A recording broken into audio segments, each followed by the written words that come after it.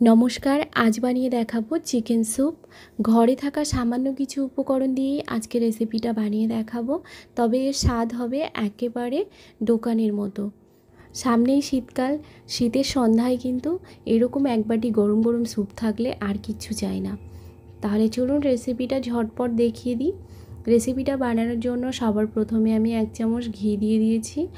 এখানে বাটারটাও ইউজ করতে পারো, তাহলে কিন্তু আরও ভালো ফ্লেভার আসবে।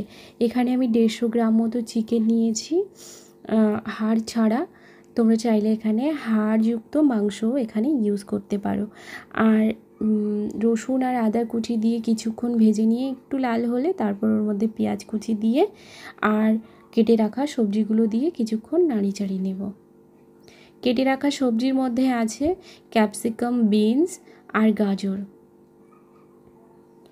মোটামুটি 2-3 মিনিট ভাজা হয়ে গেলে এর মধ্যে আমি দিয়ে দেব লবণ।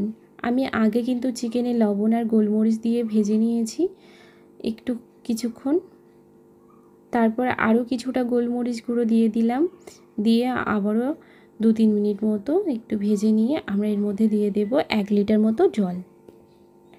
জলটা দিয়ে ঢাকা দেব, দিয়ে 7 থেকে 8 মিনিট মতো একটু ফুটিয়ে নেব। তারপর আবারও 5 মিনিট মতো একটু ফুটিয়ে নেব। এবারে আমরা চিকেনটা সেদ্ধ হয়ে গেছে একটা পাত্রে তুলে নিচ্ছি। চিকেনটাকে দুটো কাঁটা চামচের সাহায্যে এইভাবে করে নিলে কিন্তু সুবিধা হবে। আমার এখানে দুটো কাঁটা চামচ ছিল না, তাই একটু কষ্ট হচ্ছিল। এমনি চামচ দিয়েও করা যায়, বাট একটু কষ্ট হয়। এবারে আমি এখানে একটু কর্নফ্লাওয়ার গুলে নিচ্ছি। 1 চামচ কর্নফ্লাওয়ার জলে গুলে নিচ্ছি খুব ভালোভাবে। দিয়ে দিচ্ছি টুকরো করে রাখা চিকেনগুলোকে,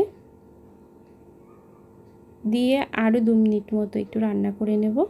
নেওয়ার পর আমরা এর মধ্যে দিয়ে দেব একটু একটু করে কর্নফ্লাওয়ার দেব, আর এটাকে নাড়তে থাকবো, না হলে কিন্তু দলা পেকে যাবে আর এটা খেতে একদমই ভালো লাগবে না। অল্প অল্প করে নাড়িয়ে 2 মিনিট মতো আবারও ফুটিয়ে নেব। তারপর সবশেষে আমরা এর মধ্যে দিয়ে দেব ডিমের সাদা অংশ। আমি ডিমটা ভাঙতে গিয়ে একটু কুসুমের অংশ থেকে গেছে, তোমরা এটা সাবধানে করে নেবে, কুসুমের অংশটা না দিলেই ভালো।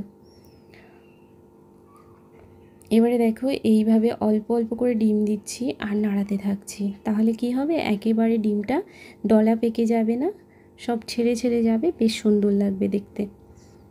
এবারে ডিমটা দিয়ে আমি কিন্তু আর বেশিক্ষণ ফোটাবো না, 1 মিনিট মতো ফুটিয়ে উপর থেকে একটু ধনেপাতা ছড়িয়ে দেবো। ধনেপাতার ফ্লেভার যদি তোমরা পছন্দ না করো তাহলে এটা স্কিপ করতে পারো। আর এবারে আমি একটা সার্ভিং ডিশে সার্ভ করে দেখাচ্ছি। রেসিপিটা কেমন লাগলো জানাতে ভুলো না।